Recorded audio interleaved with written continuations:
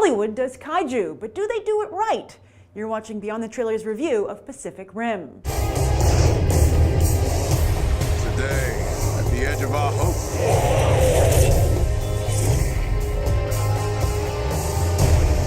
at the end of our time, we have chosen to believe in each other.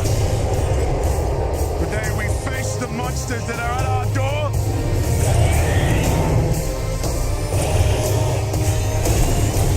Today we are canceling the apocalypse. Fanboys have been excited about Pacific Rim since it was first announced, which is no surprise as the film seems to be engineered specifically for them. That's because Warner Brothers and Legendary Pictures have done what fanboys have always asked, and that's be faithful and respectful to the source material, here Japan's kaiju genre. Now, while one could argue that Hollywood actually started the genre with 1933's King Kong, it was inarguably Japan which perfected it, beginning with Godzilla in 1954, quickly followed by Rodan, Mothra, and even King Kong vs. Godzilla. Those foreign films even did well here in the United States, unheard of back in the 1950s and 60s, and still to this day. But while fanboys are excited for this modern-day kaiju film that also seems to draw heavily from anime as well, Japanese animation, another fanboy favorite, unfortunately Pacific Rim doesn't seem to be tracking well with the mainstream. Some of you pointed this out to me with alarm over the past few weeks, so I've been trying to figure out why Pacific Rim isn't clicking with the mainstream moviegoer. Because even if the mainstream moviegoer doesn't have an appreciation for kaiju or anime, isn't the idea of Transformers versus the Kraken appealing on its own? But as I looked at the posters and ads for Pacific Rim, I began to indeed notice a problem. And that problem is it's hard to tell what you're looking at. With monsters and machines that are both so ornate, it takes a few moments for scenes like this to really register and perhaps follow during the movie. Sure, this monster is cool looking, but where's his head? And there are two people manning this machine with their brains fused together? How does that even work, and why is it necessary? Make that ornate story logic too. But one thing we are clearly looking at is the work of Guillermo del Toro, whose signature visual style may turn out to be more of a curse than a blessing. While he is the driving force behind Pacific Rim's faithfulness and respect of its source material, he's also the one responsible for all this ornateness, not to mention mainstream moviegoers could successfully argue that once you've seen one Guillermo del Toro movie, you've seen them all. I mean, would it really be that jarring if Hellboy popped up here and punched one of these monsters in the face? Warner Brothers has a lot riding on Pacific Rim and high hopes as well. They've already given Del Toro the reins of their Justice League Dark movie and are considering Charlie Hunnam to play the Flash.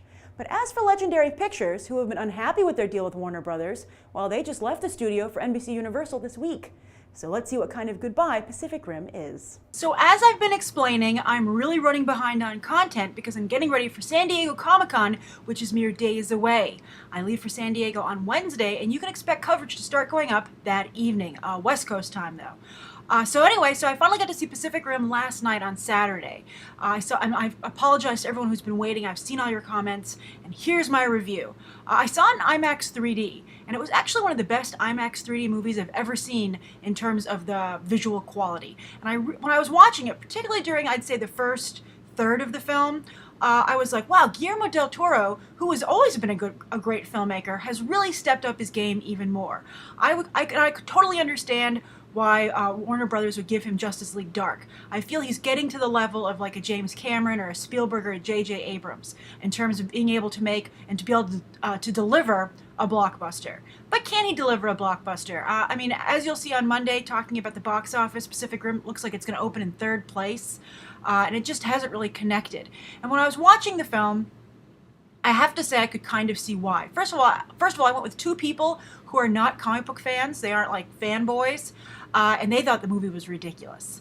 And actually, one of them made a really good point. My friend said, I don't understand why they basically just had this, you know, when you break it down, it's just like a bar fight between a giant robot and a monster. When today's weaponry, the advancement of weapons has always been to get further and further away from the fight. You know, talking about drone warfare, snipers, traps. And when she said that, I thought, yeah, why didn't they create elaborate kaiju traps? You know, why get in close with them? So I'm not saying that you couldn't have done it the way it was done, but I think that needed to be addressed. Why they would change the tactics so much. And also, funny thing, on the way to the office today, I was walking behind some people who had obviously just come from the movie because they were talking about the Jaeger program. They caught my attention. And this guy was telling his friends, he said it was so overly complicated. Why don't they just make the story about, we have these big monsters we have to fight, so we developed the Jaeger program, and here's how it works. Why have the Jaeger program, have it be successful, then have it have a problem, then have to go back and revisit it? It's just overly complicated. And I would say this movie also suffered a little bit from overcomplicated in terms of how many cast members it had and how many storylines it was trying to show. And I think, I get worried about this for X-Men Days of Future Past that's coming up. You just can't have as many characters in a movie and expect people to connect with them. Because I didn't feel like connected with anybody here. I think the best actors were Idris Elba. I really liked the work he did. And the little girl who played, the young, I forget, the young, I think Chinese or Japanese pilot, from her childhood memories. That actress was very compelling. I think they did the best job because they were the most charismatic on their own. I don't think the script or the directing really allowed you to connect with anybody. I think you just can't do that. When you think of the big franchises of all time, very few characters. Star Wars 3, Indiana Jones 1, The Godfather 1, Michael Corleone. You just can't have this big a cast. I mean, it's just too far reaching. That said, I feel bad because I really wanted to like the movie more than I did. I love the world building. As I said, the visuals were some of the best I've ever seen. They were just absolutely outstanding. And it just had a lot going for it. I really liked it. I liked so much of what I saw. But I guess at the end of the day, I think it might have been a little too anime and a little too, just a little too Japanese for its own good. Because I'm afraid to say when I watch a lot of, maybe this is because I'm an American audience member, but when I watch, like Akira and other films like that, I would say this is very much like Akira. I really, but I don't know, it's not as groundbreaking as Akira, so that's why it doesn't have the cachet. But, Akira also lost me a little bit towards the end, just becoming overly complicated. But Akira, less characters, so you connect better. It's I don't know, I guess it's just excess. It's what I've been talking about a couple of times with Warner Brothers, being a company that lets its creative people do whatever they want, and they often suffer for it.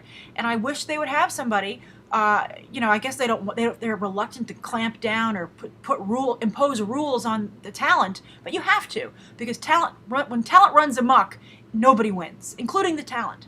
So that's what I would like to have seen happen here. Although on a side note, how fascinating was it that they had a Jaeger for each major movie market?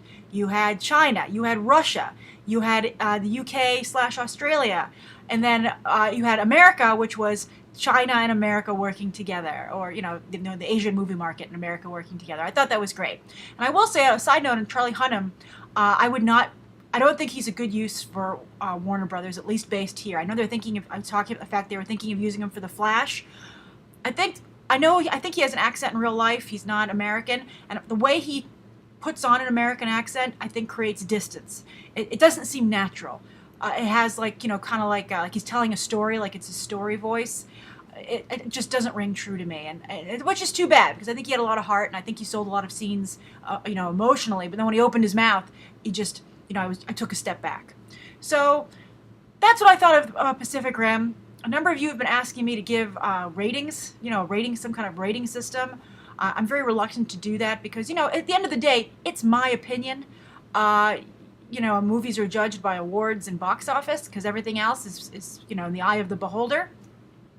But, I guess, if I were going to grade this movie, I guess I would give it a solid B. That's what I would say about Pacific Rim. But if you are a fanboy and you like Japanese, anime, and you like kaiju films, and you just also, if you really appreciate IMAX 3D, go see it. You'll have a nice time. But otherwise, I think you might find yourself a little bored. So those are my thoughts on Pacific Rim. Thank you for your patience, and please, I hope you'll stay tuned for Comic-Con coverage coming just like 2 or 3 days from now. Okay, bye.